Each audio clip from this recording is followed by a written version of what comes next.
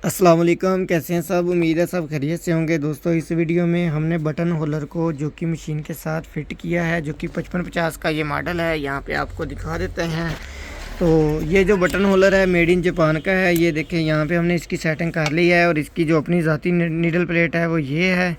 इसके साथ भी एडजस्टमेंट हो जाती है, लेकिन हमने ये किया है कि मशीन के जो दंदराल हैं वो खोल लिए हैं। खोलने के बाद जो इसकी मशीन की ज़ाती नीडल प्लेट चल रही थी सिलाई पे, वही रहने दी है। ठीक है, तो अब यहाँ पे हमने ये देखना है कि जो बटन होल्डर लगा हुआ है इसका जो यहाँ पे आप देख सकते हैं, इसको घुमा के आप काज का धागा टूट जाए तो आगे पीछे भी कर सकते हैं। हमने काज शुरू करना है तो हम इसको लेके आएंगे बिल्कुल स्टार्ट पे। ठीक है, यहाँ पे ले आए और ले आने के बाद यहाँ पे अब हम आपको वीडियो बना के दिखाते हैं और साथ में ये बताएंगे कि मशीन का जो टांका है वो बारीक कैसे करते हैं और उस पर काज का जो टंका है वो बारीक कैसे करते हैं और काज का जो टंके के साथ साथ उसको चौड़ा कैसे करते हैं। तो यहाँ पे ये देखना है कि अब हमने इसको करना है स्टार्ट।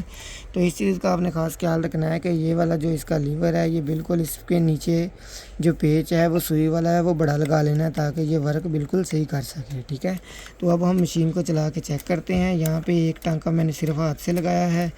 अब यहाँ पर हम इसको मशीन को चलाएंगे। ठीक है, तो यहाँ पे ये हमारा जो काज है वो स्टार्ट हो गया है, यहाँ पे आप देख सकते हैं।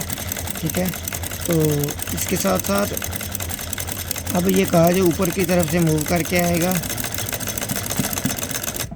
मशीन का जो धागा है वो टूट गया है, क्योंकि धागा जो नलकी लगाई हुई है मैंने वो बिल्कुल नॉर्मल कंपनी की है।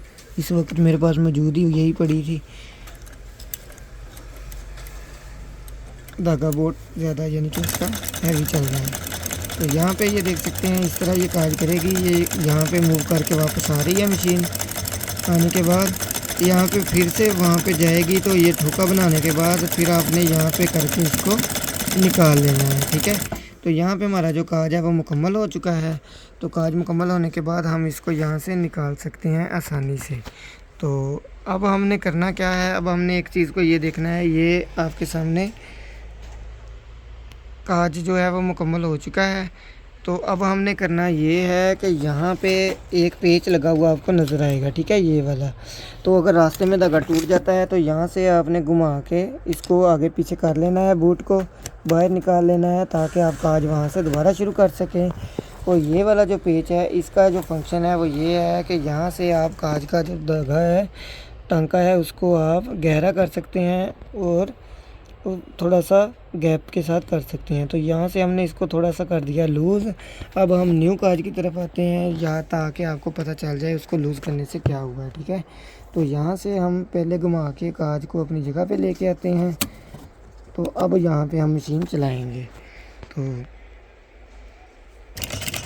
अब यहाँ से ये ज़्यादा गैप पे चला गया है, इसलिए ये मशीन जो है वो ताप भी कर रही है। ठीक है, तो उसको हम थोड़ा सा टाइट करते हैं ताकि जो काज है वो थोड़ा सा ठीक हो जाए।